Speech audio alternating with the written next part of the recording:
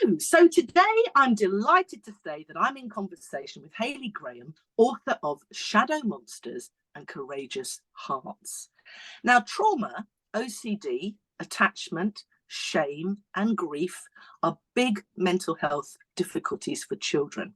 And in Shadow Monsters and Courageous Hearts, Hayley has offered really 5 beautifully written and gently nuanced and deeply moving stories designed to educate, to empower and to inspire, which will subtly help reduce those big feelings of overwhelm and fear. And as a child and adolescent psychotherapist, Hayley draws on her years of experience and has created a wonderfully accessible resource, perfect for parents, for teachers, and for therapists and counsellors, because they also have in them concise explanations of the mental health challenges and helpful questions related to the stories that will begin what I always call those big conversations with children and teens. They're sensitive, they're playful, and they're very caring stories with gentle humour to empower and inspire hope, which we can all do with. So I'm truly delighted to welcome you here today, Hayley, to chat a little bit more about your books. So tell us about your journey. How did this all begin? Well, I think I have to go back quite some time, really. So I think it goes back to about 2005 when my youngest son started to struggle at school. He started to struggle with his attendance. Right. And, myself and my husband, we were at a complete loss. We had no idea what was going on.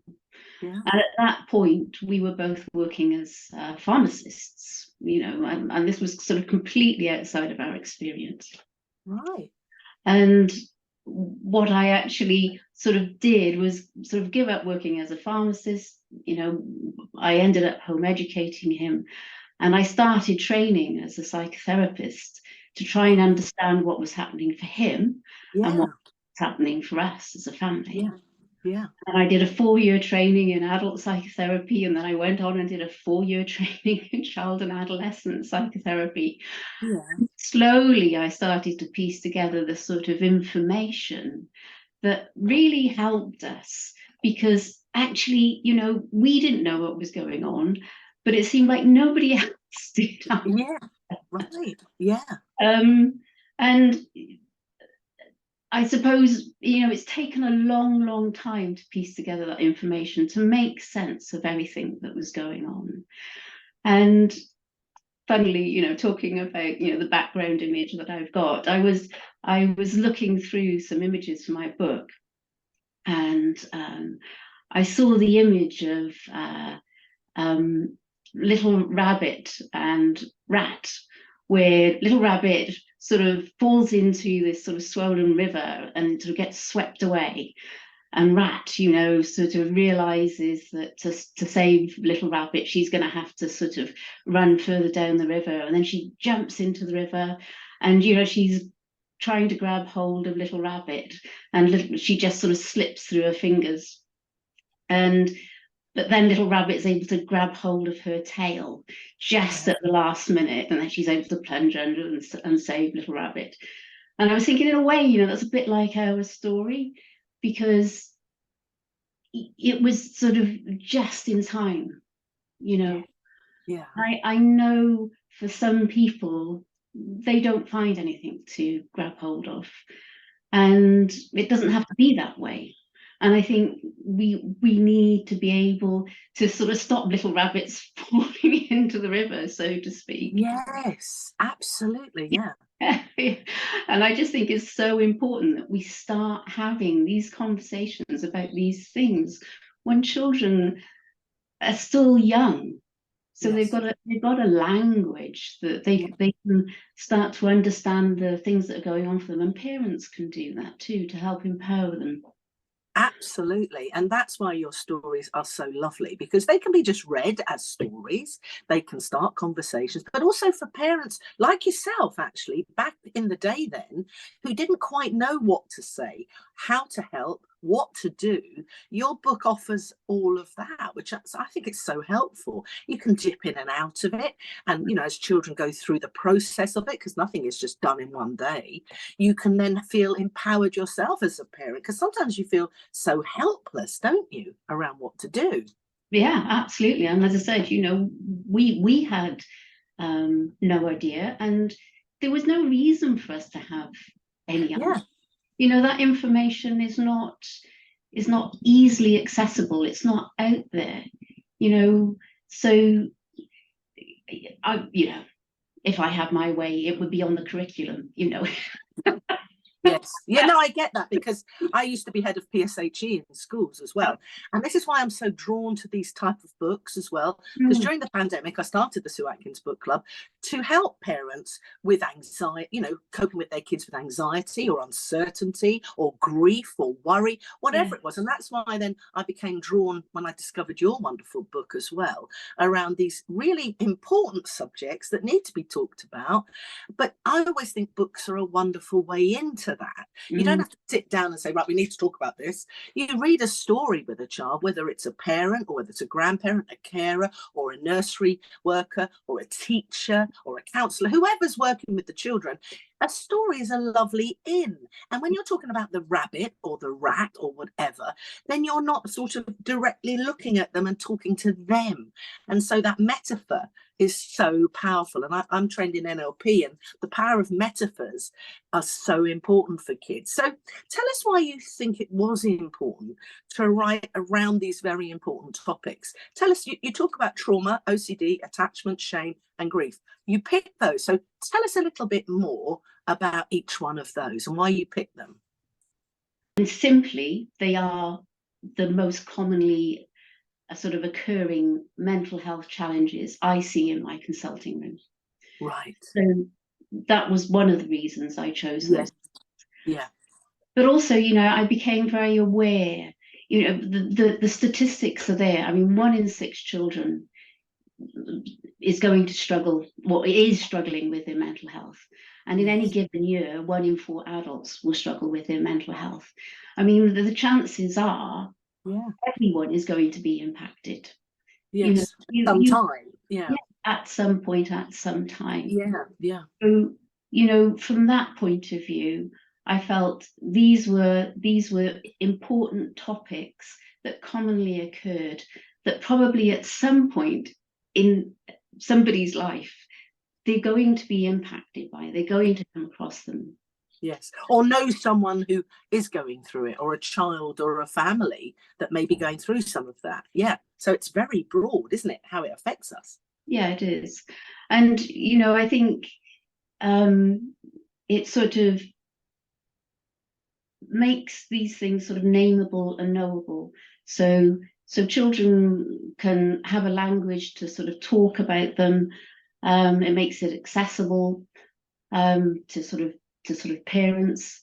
So I think those were the main reasons that I chose those topics. And I think, as you were saying about using it stories, because I suppose you could say, okay, well, you could write a textbook.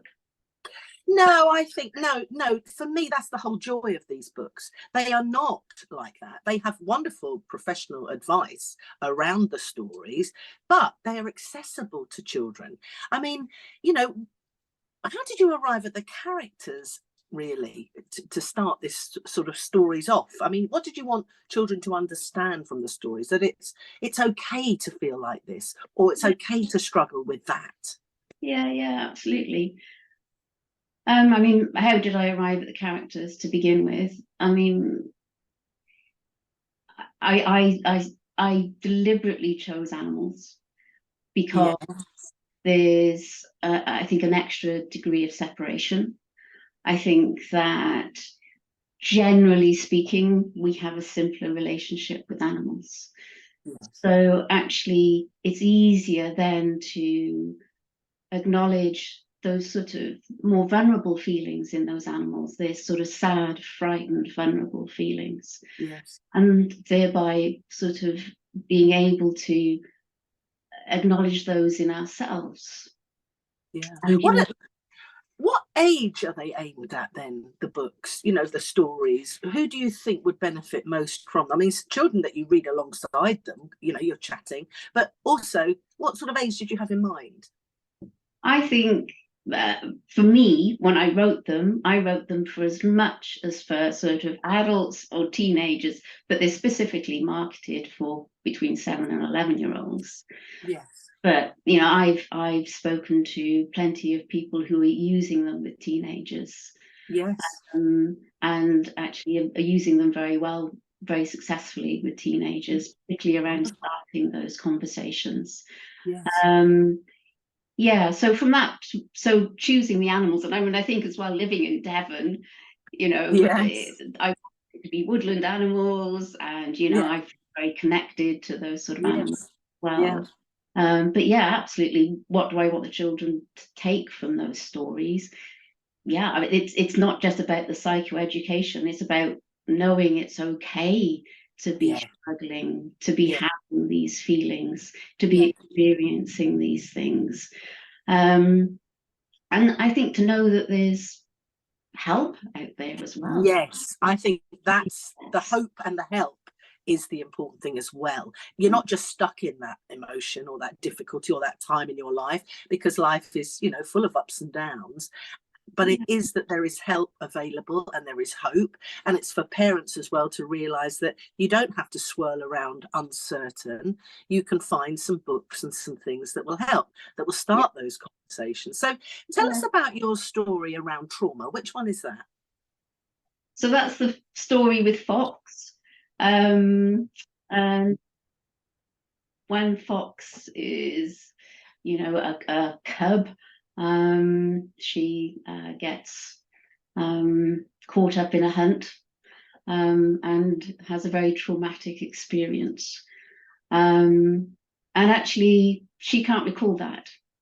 So what we then see in the story is we see Fox as an older Fox, and how things are impacting her life, Yeah. and the lives of the people around her. And then it's about her journey and how her friends are then helping her to understand what happened to her and to help her to sort of overcome the challenges that she's experiencing. And I think, you know, it was quite important to me in that story for there to be an understanding that often these things are happening sort of quite unconsciously. You know, Yes. these reactions that we have when we've experienced trauma, we often don't understand what's happening or why they're happening to us. They're happening unconsciously. Yes. And that was very much out, you know, outside of Fox's awareness. And it was only when she finally meets Stag that she's able to sort of put all the pieces into place. Yeah. And then, you know, there can be then a discussion around those sorts of triggers, because I think that can be quite hard for people to understand, Yeah. that what they can sometimes see, particularly if they're witnessing that in somebody else, is how suddenly somebody's behavior can seem to change for no reason. Yes, yes, that's right. Because you don't always see below the iceberg, the tip of the iceberg, do you? And you don't know what's happened to people. So the story is actually really a great one for us all, isn't it? Around trauma. And we've all lived through a pandemic and the uncertainty too, collective trauma as well, actually, thinking about it. Tell us about your story around OCD, because that's a very common occurrence as well. Tell us a little bit about that. Yeah, so that's Mouse. And in sort of one day, Mouse sort of actually comes across this creature that follows her home, or him home, and then he locks this monster in the sort of a room, a cellar, if you like, and then is sort of trying to keep it there. And I mean, again, it's a journey with a Badger, and ultimately, this tiny, talking about why I choose a particular character, I was thinking about Mouse, and I was thinking, well, there's so much sort of courage required for a tiny little mouse to sort of jump into the jaws of this huge sort of monstrous creature. So I mean, and with the help of Badger, I mean, that's what Mouse does, and then realizes that actually the creature isn't real, that thought of the creature was real, the experience of the creature was real, but actually it wasn't a real monster. Yeah, extraordinary. I mean, it's so wonderful. And then the questions around it are really helpful for parents. And actually, as they're reading it too, it's like everything, isn't it? By osmosis, you're picking up and maybe making sense of perhaps some of your own issues as well as you're reading the story. You've got another story then about attachment. Tell us a little bit briefly about the attachment story as well. So that's Squirrel. Yeah, I was thinking about this, and I was thinking, I think probably it's my favorite story in a way. It's the first story, because it's about attachment, but it's also about the process of psychotherapy, I guess.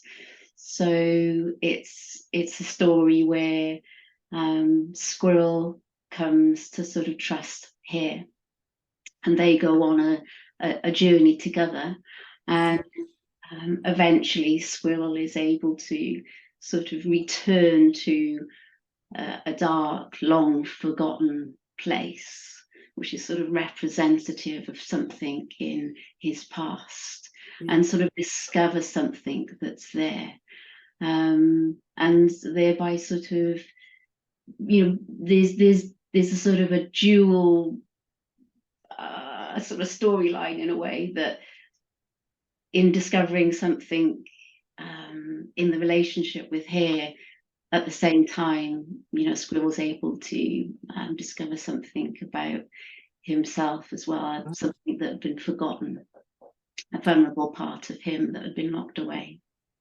Yes. And then we come to shame, and then we come to grief. But tell us about the shame story briefly too.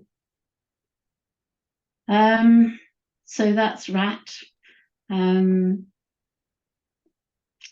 And Rat is sort of forced out of town. And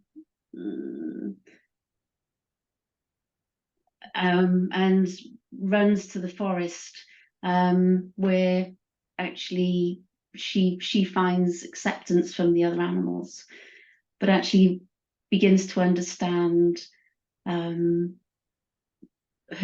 value as well. So it's acceptance of herself and acceptance by the other animals, and there's that sense of a growing sort of pride, sense of self-worth. Saving Little Rabbit was because she was clever and fast and strong, resourceful. She was able to save Little Rabbit.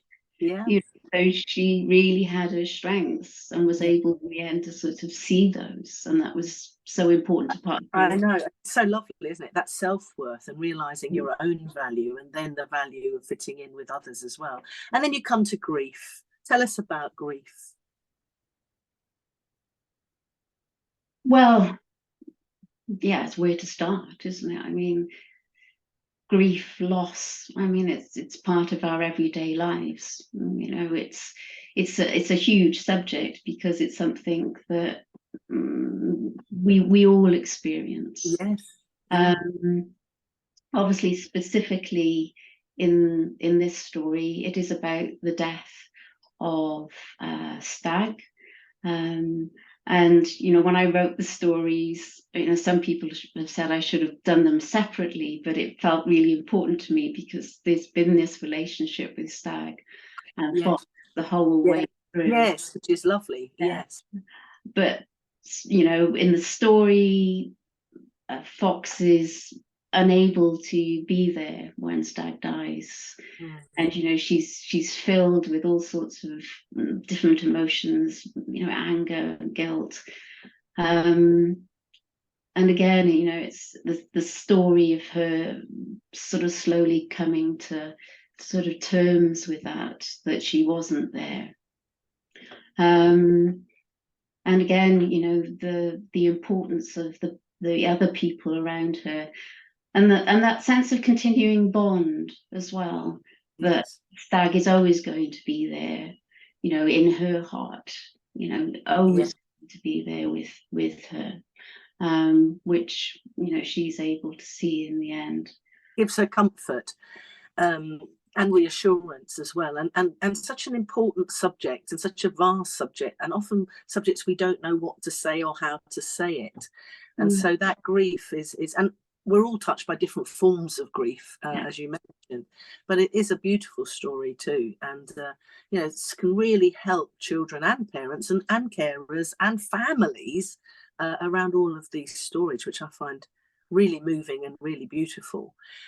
I know that you do work with young people, and teachers and practitioners. Tell us about Bounce, if you will.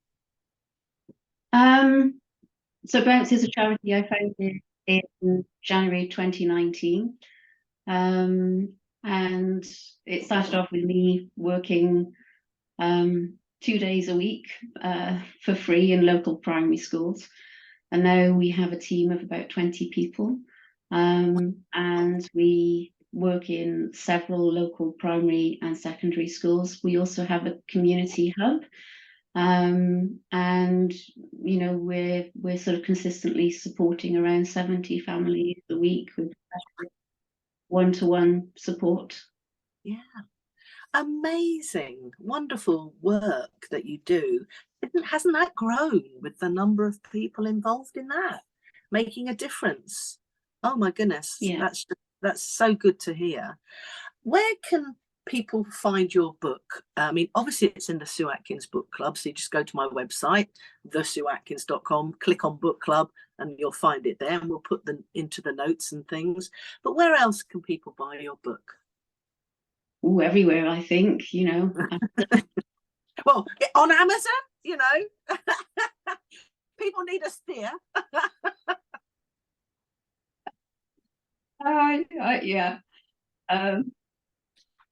So you can put it. I don't most places. I think you can order it from places like Waterstones, and so you can get it anywhere, and it's called Shadow Monsters and Courageous Hearts, which is really important. So you put that in to Google, and it will come up all over the place, and it's so helpful.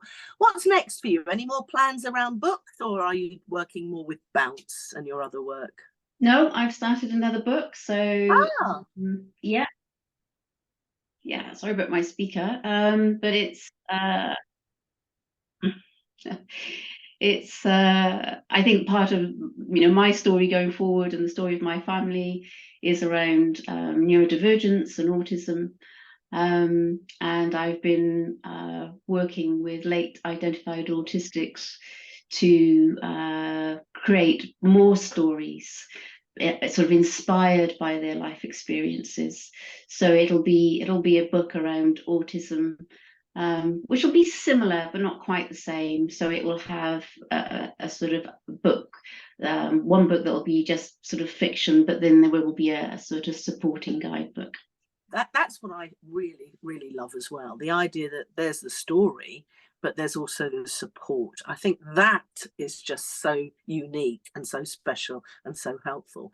So listen, thank you so much for joining me today. Do you have a website that people can go to? Yeah, it's hayleygraham.co.uk. Lovely. So they can go and find out more about you there. Social media platforms, we can put them up on the notes here for you, because it is important to share across social media. Let's face it, it's the way that books get out there, work gets out there to a wider audience that perhaps wouldn't know of your lovely books. So we'll put some of those up on your, which is your preferred social media platform? LinkedIn, I guess. Yeah, so but we'll share it around, we'll promote it, we'll do all the best we can to let people know about your lovely book. I'm so delighted to join you today. Thank you for spending time with me, and thank you for writing such a beautiful book. Thank you. It's been a pleasure.